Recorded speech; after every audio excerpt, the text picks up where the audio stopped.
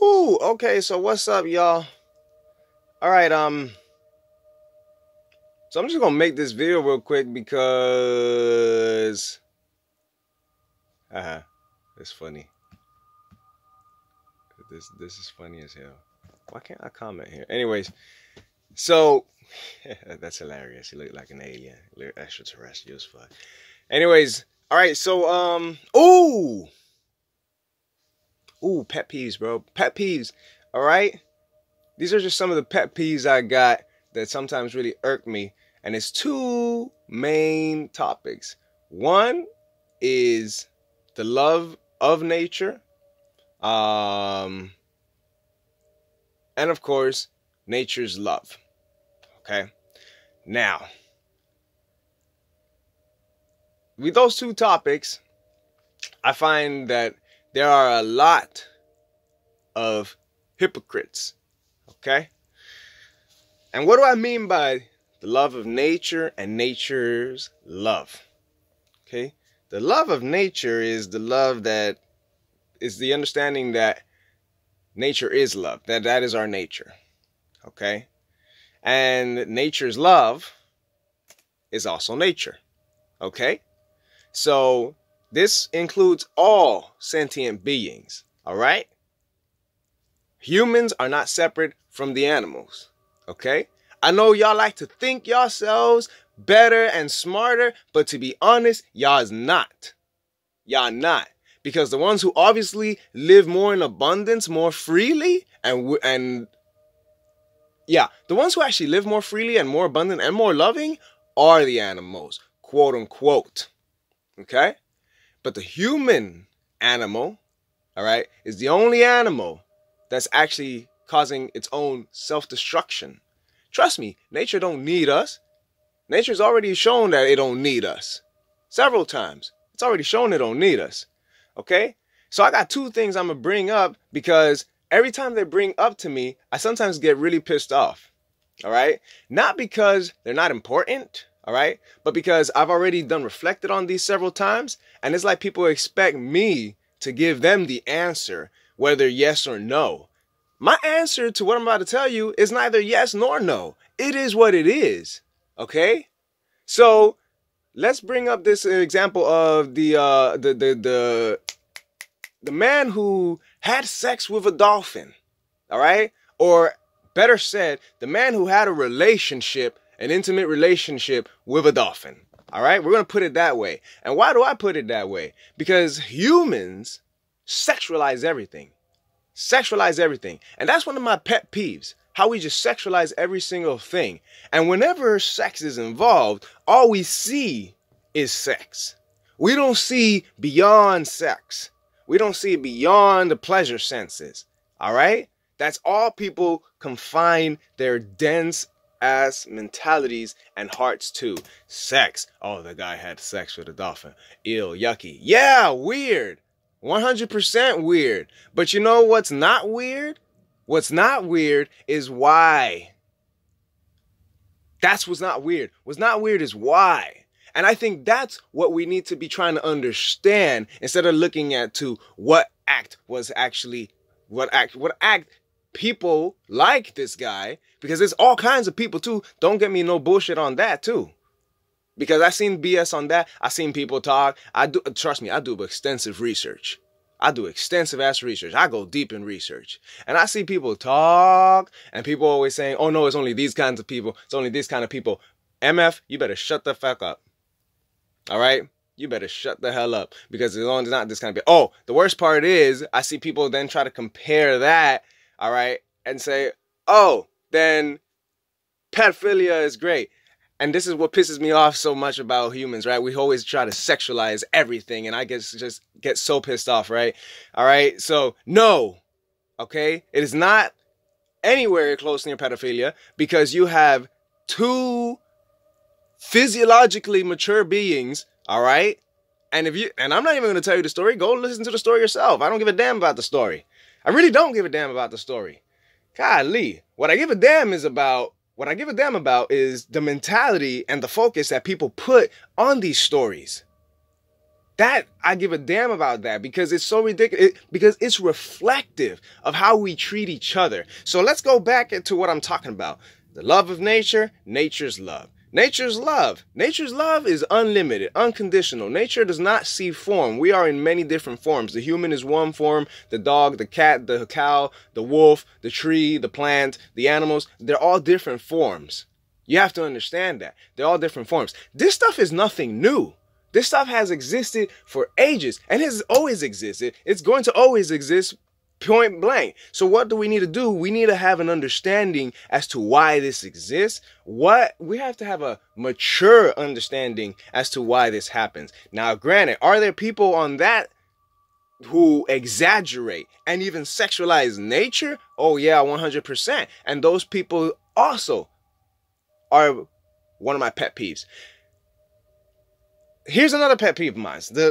Talking about the love of nature and nature's love, okay? You can't say you love nature when you are all about microchipping, when you are all about spaying, all about neutering, okay? When you're all about having these animals and these beautiful creatures in these zoos and for your viewing pleasure, for your viewing entertainment. Oh, look.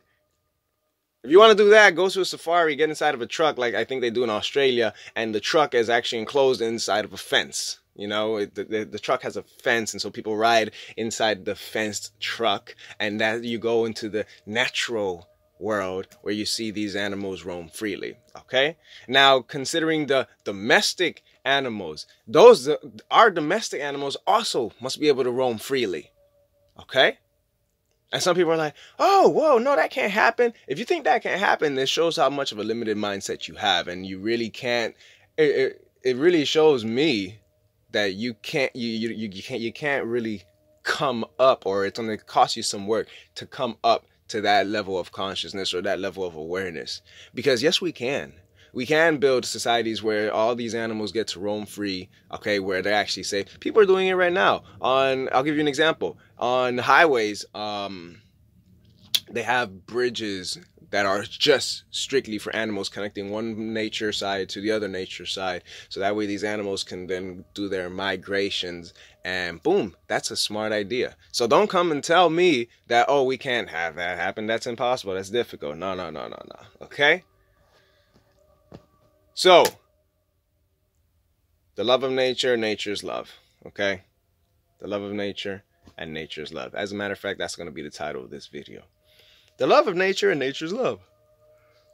So, if you can't understand that guy's story, because I know many of us have had similar stories, not exactly like his, but similar stories when we were jits. I remember when I was a jit, I had a similar story, all right? And I had a similar story with everyone and everything. Everyone and everything. I experienced what a relationship was like with everyone and everything. What did I find? That nature's relationship was much more pure and not sexualized. All right? One of the things that really irks me is how we sexualize everything. Okay? And that's the problem with humanity. That's also self-destructive. Okay? When you make it your point to focus on only everything sexual, then you actually cheat yourself from greatness. You actually cheat yourself from the magic of what that energy is. Because sexual energy is spiritual energy. I'm going to repeat that again. Sexual energy is spiritual energy if you use it right. All right? If you use it right. Okay? So if you actually just observe nature, you don't even have to have a experience like that man, but or like others. Or if you had an experience when you were younger or a few years back, hey, that's cool. No judgment here. But what you need to realize is that if you observe nature, okay, if that should teach us anything, it should teach all of us that if we observe nature, just by observing, we would realize that nature in itself is not sexually obsessed like humans are, or like humans put out to be. And nature itself does not abuse.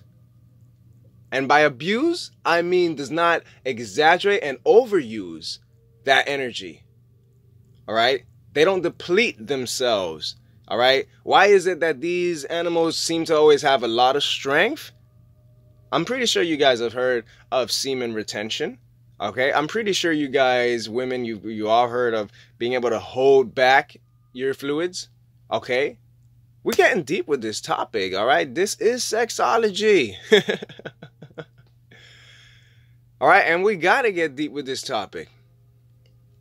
I feel like I need to be doing this topic outside in nature. I'm going to do this topic outside in nature. Hold on. Woo, what's going on, y'all? Awesome. Yes, so we're out here in nature. And no, this is not tobacco. This is hemp. By the way, you can't be a nature lover and then say that the only way to have fuel is through gas. All right? See, all this stuff ties in.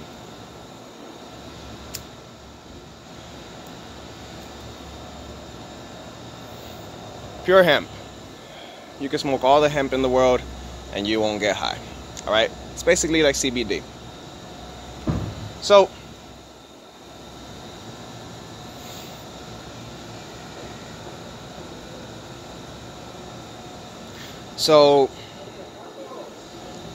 what were we talking about? Yeah, the love of nature and nature's love, okay?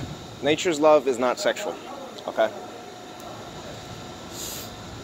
Nature's love is not sexual. As a matter of fact, anytime nature engages in any sexual activity, it's still not sexual. Okay? How do I know this? All right?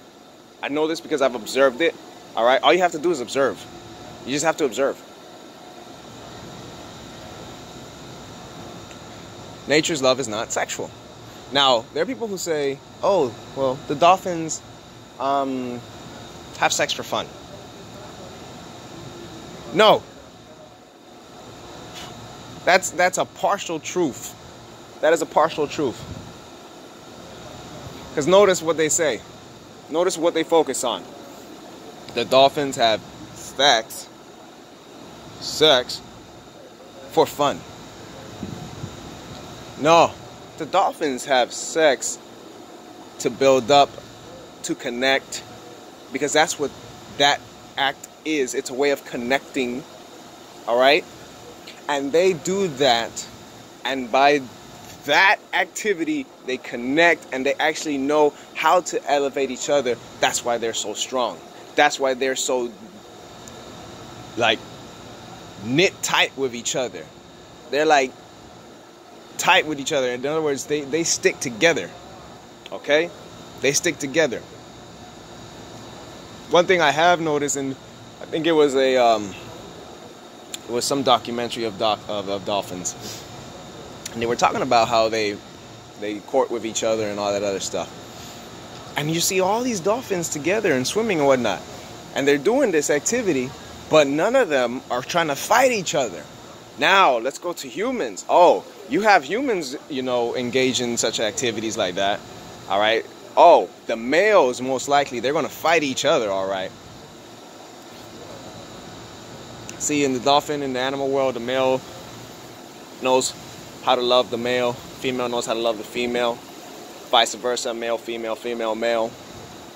Okay? Obviously, physiological maturity has a lot to do with it. Okay? Because you don't just do that with a youngin'. You just don't. Don't make sense. You let the youngins do what they're youngins, okay? But you don't take a much more physiologically mature being with a youngin'. No. It just doesn't work that way. It just doesn't work that way. Okay?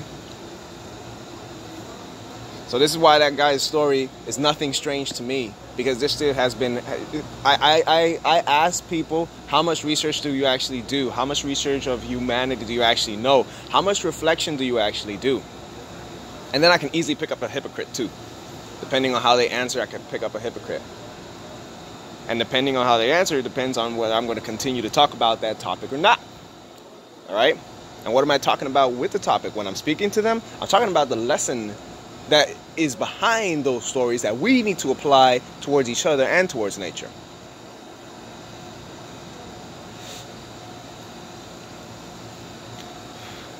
You can't be a nature lover and love nature and yet spend the rest of your, limit your way of living to just cement and concrete either.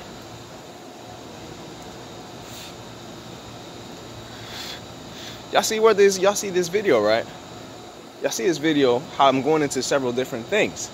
Because y'all got to understand all of these stories and that story I brought up go into something much more deeper. If you can't hear those stories, or if you can't hear stories like that and extract those lessons from them, you cannot be around me. Stay away, okay? Because I only vibe with people who are in a much more elevated consciousness, all right? Who hear stories like that, but instead of focusing on everything sexual, all right, they understand what that sexual energy actually is, all right? It is not something that is it is not an energy that is confined to mere pleasure.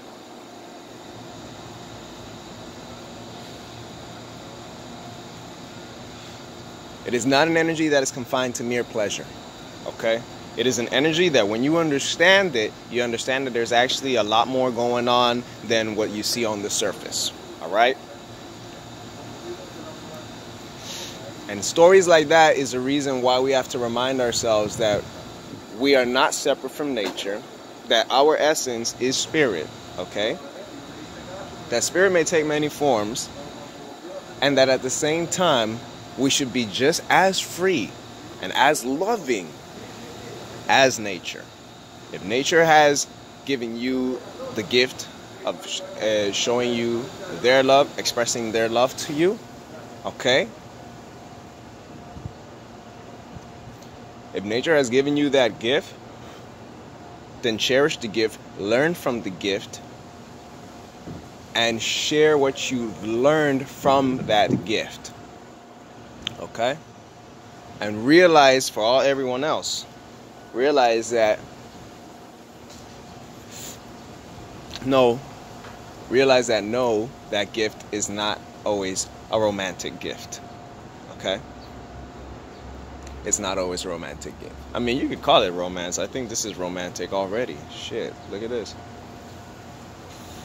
Just make love with the hemp. Okay? So, that's all I gotta say. Okay? What's the lesson behind all of this? Find the lesson behind everything you hear. Find the lesson behind everything you, behind all the stories you hear. Find the lesson behind your own stories. Okay? You can't be a nature lover and yet look at each other, human. Look at your next human as not belonging to you or not belonging to the same earth. Okay? It's all one under the sun. Okay? Granted, are there humans who don't have any kind of connection with nature? And by nature, remember what we mean. By nature, we mean all of us. Humans, the animals, the trees, the plants. Okay?